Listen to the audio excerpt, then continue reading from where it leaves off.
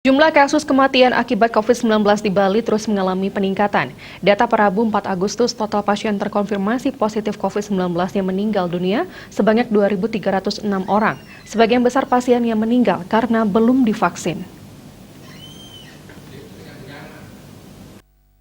Tersebut data 23 Mei 2021 hingga 4 Agustus 2021, sebanyak 834 orang meninggal dunia.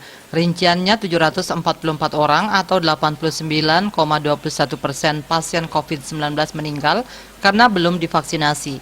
Sedangkan sisanya yaitu 90 orang meninggal sudah menerima vaksin, yakni 26 orang meninggal sudah divaksin Sinovac suntikan 1, 21 orang meninggal sudah divaksin Sinovac suntikan 2, 41 orang meninggal sudah divaksin AstraZeneca suntikan 1, dan 2 orang meninggal sudah divaksin AstraZeneca suntikan 2. Sekretaris Satgas Percepatan Penanganan COVID-19 Provinsi Bali, Ima Direntin, mengimbau masyarakat agar mau divaksinasi. Jangan sampai ada warga masyarakat yang menolak untuk divaksinasi. Vaksinasi dapat memunculkan antibodi atau imun dalam tubuh sehingga bisa melawan serangan virus COVID-19. Artinya bisa tidak terpapar virus atau kalaupun masih terpapar tidak akan parah atau cepat proses penyembuhannya. Meskipun sudah divaksin, masyarakat himbau agar taat dan disiplin menerapkan protokol kesehatan.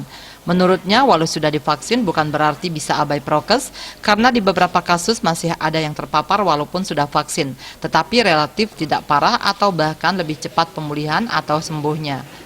Perkembangan kasus COVID-19 di Denpasar terus meningkat dalam beberapa hari terakhir ini. Bukan hanya yang positif baru, namun kasus kematian juga naik cukup tinggi. Bahkan pada Selasa 3 Agustus, jumlah kasus meninggal sebanyak 8 orang. Dari semua kasus meninggal ini, semuanya belum divaksin. Sementara itu, juru bicara Satgas Penanganan COVID-19 Kota Denpasar, Dewa Gederai, mengatakan ada fenomena yang menarik yang bisa diambil dari jumlah kasus kematian di Denpasar.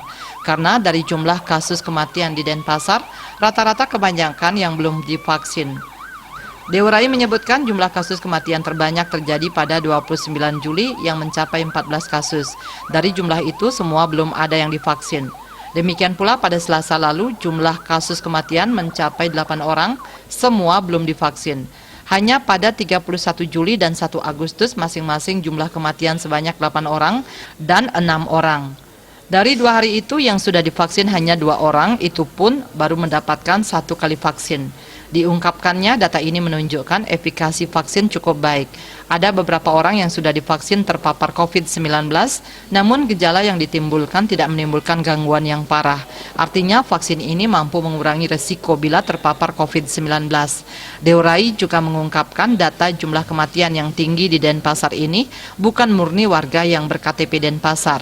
Seperti pada Selasa lalu, jumlah yang meninggal sebanyak 8 orang, 2 diantaranya merupakan warga luar Denpasar. Untuk itu dia mengajak seluruh masyarakat untuk selalu waspada dan tidak lengah atas perkembangan kasus saat ini.